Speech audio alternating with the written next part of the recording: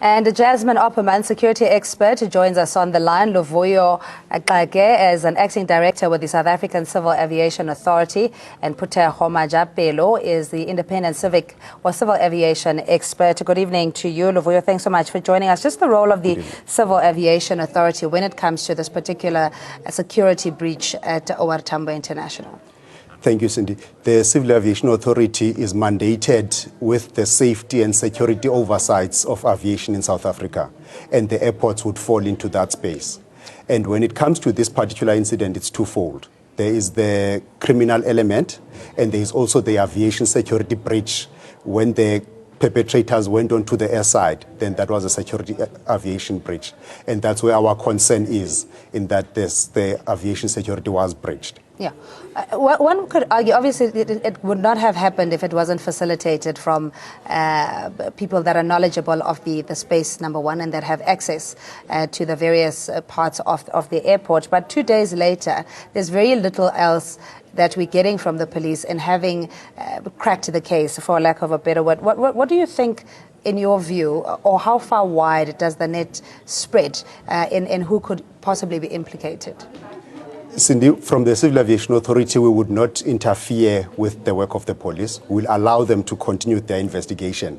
Our interest will be in the outcomes of the investigations. And once we've got those outcomes, that's when we will look at what needs to be changed. Yep. Was the fault with regulations, or was the fault with the people on the ground? And then we'll take action once we've got that. Yeah, I'm just looking at the security points that these robbers or the syndicate would have had to cross and to be assisted, because they would have had to have access cards.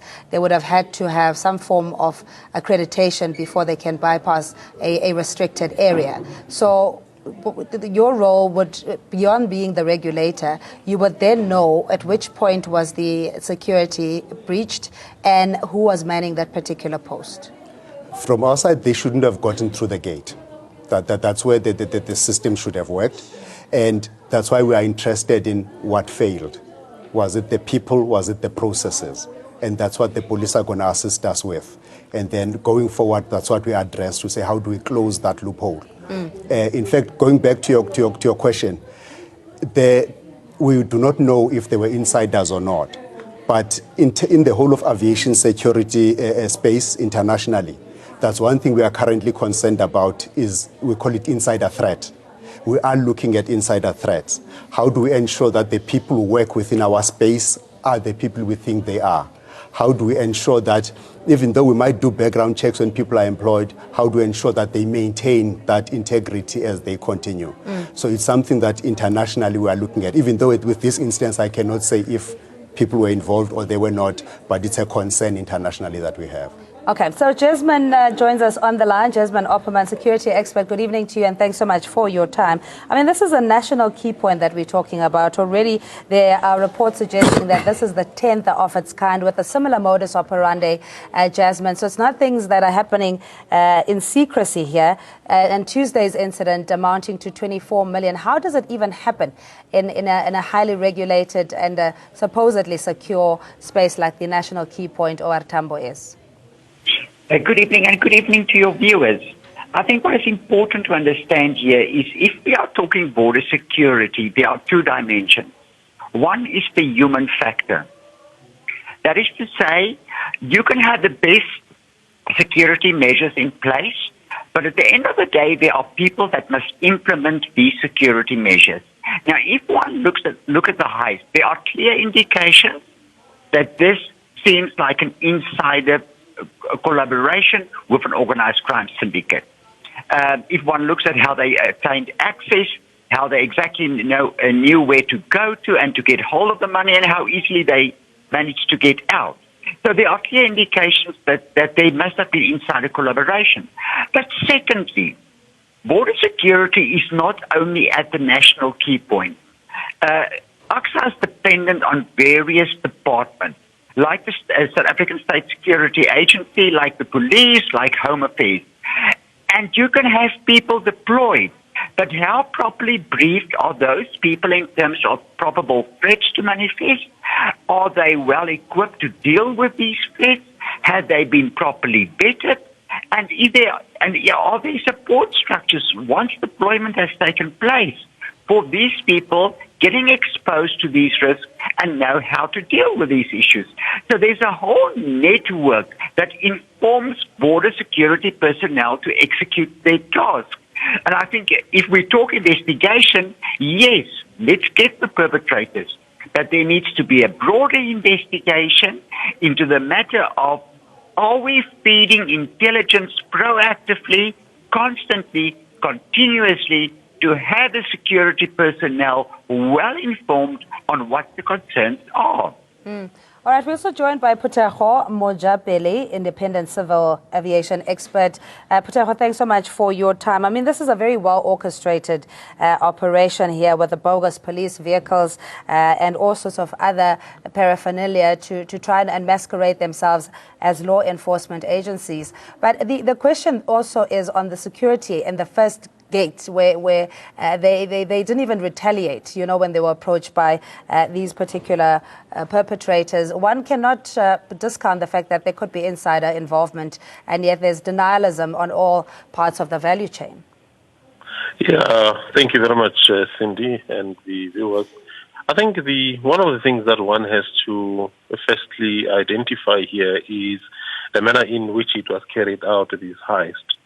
I think with the airlines, most of the international airlines, when they come into the country and bring whatever cargo they may be carrying and passengers, they rely purely on the airport company, which is in this case, it's AXA, it's South Africa. And the security of whatever they may be having on board, it now in the hands of the airline. Now, of the airports that they are flying to. Yes, it was well planned. It is inside. At the airport, whenever you go inside, especially where the aircraft are at the aprons and all that, you basically need to go 3 layers of security. And the question that one can ask is, how did they manage to get it through?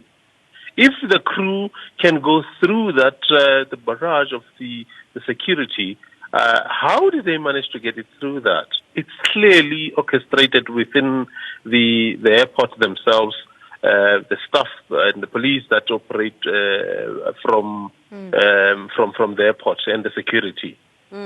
But I mean, there's an extension, of course, to this entire saga now with the brazen and open foreign exchange black market playing out on these premises. From a regulator's point of view, are you even aware that there's this kind of activity going on? And what does your intelligence tell you? Cindy, if I may start with the number of incidents that have happened. I've seen there's been a number of incidents reported. We need to make a difference. An incident such as this one, where there's been a breach of the airside and the robbery happens on airside, the last one was about 16 years ago. The others that have happened on the cargo warehouses, which are next to the airport. We're not minimizing that. That is also a cause for concern, but it's just to clarify. In terms of the black market trade, that would be an area for the police. Our mandate starts at the screening point, which is the airside. Hence, we are concerned with the airside, but the police will be investigating the ones that happen, that market that happens on the airside. All right, but don't you have, you were saying, an oversight role to play, especially if passengers, there's guest houses, you know, the whole value chain being involved, seemingly, and doing it quite openly without any impunity. Yeah. All the role players that play a role at airport security have got their own acts that determine what role they play. The Civil Aviation Authority Act limits us in terms of what happens on the land side, and it is as I say, the police that have a role to play that together with the airport authority. But it is something that, as a South African, it is something that is concerning, because I would love more South Africans to come into the country. I would love these things not to happen. However, it is not our mandate to look at that. Our mandate is mainly to protect the passenger once he's on the aircraft and the people the aircraft flies over. Okay, Jasmine, just what we've seen with the reporters exposing this whole foreign exchange black market operations, and the fact that it's South Africans, which one would think are standing citizens, and yet they perpetuate this particular crime. What ought to happen, though, in terms of curbing it? Because as you had seen, it seems that they're very well entrenched in what they've been doing. What South Africans, what the concern here is, if such activities are taking place, as you have rightfully reported and you have shown clear evidence, the question was that to why don't we see any actions being taken? Because according to the report, this is just being ignored. But it brings me back to the question of the people being deployed in these positions that must execute a mandate. Are they fully briefed on these matters? Do they know what they are looking for? To deploy people and having their presence is not going to solve the problem. We don't want a presence. We want a responding presence. And to have a responding presence, the personnel deployed is reliant on the intelligence and the information available. And it just seems like the vetting process is being conducted. Everyone is happy they deploy. But what now? And this is where I would argue, the greatest risks lie. That most probably there is not proper briefing and information being shared on a continuous basis. If you see such an activity, how does it look like? What can you do, and what is your mandate to be able to interfere and immediately respond? And this is where departments will have to account deployed to deal with these matters. Why do we have personnel witnessing, and why aren't they taking action? Is it intentional, or is it simply that they are not informed on actually what is taking place? Why are they so complicit, these security agencies, Leboe? If I may, in terms of training of the security personnel that work at airports, it's clearly regulated that they have to be trained. We clearly have the curriculum in terms of the regulations, what they should be trained. We oversight the training schools that train them. So in terms of what they should be doing, they are well trained and they know what they should be doing. What happened in this case, though, and even what we saw with the latest in the forex exchange? The forex exchange would have happened on the land side. The people that we're talking about are the people that man the security points, the people that protect the passenger going on. So maybe that is something we need to look at in terms of the land side, what happens on the land side. So, and I agree with Jasmine is that it's a matter that would need intelligence in terms of curbing it, because it's only a matter of training. It's a matter of intelligence, who's doing it, how is it doing, just like the reporter was able to do. Yeah. And then I'm sure the police would be able to curb that. Yeah, no, but I mean, don't you, then you can intercept a passenger, for example, if they were found with large sums of money, for instance, or they're suspected to be involved in any criminal activity. Has that happened, especially when it comes to foreign exchange, flouting of laws? What I would know is that there are people that have been caught with flouting foreign exchange rules, and they would have been caught at the point where they go through the screening points. And as I say, those are the people that are well trained and they know what they're doing. And there has been cases that have been reported on where people have been caught flouting those rules. But how do you deal with the human element, especially when it comes to the temptation of quick money and the fact that we're corruptible or fickle in nature? How do you deal with that to ensure that the personnel you hire are people that can be trusted? That is the one matter I was saying internationally we're grappling with. How do we deal with the insider threat? How do we deal with the person that we're dealing with? Currently, what we've done in amending our regulations is to ensure that people are background checked. That has been happening. However, the problem you have is that you might background check them today and they are corrupted tomorrow. Now, we've further introduced recurrent background checks so that once they continuously being background checked. And in fact, we work together with the other agencies. As the Civil Aviation Authority, we don't have the capacity nor the capability, but the state security agencies has got that. We've got a coordination mechanism where we sit with all these other agencies to say, how do you assist in terms of aviation security? No, Jasmine, I mean, since this expose by NN7 and TNA, or the new age including the fact that Airports Company South Africa had been notified of this illicit trade of foreign exchange and nothing has been done, and it's been operating for years. What does that tell you about the need to uphold the law and to ensure that airports are safe, and especially OR Tambo?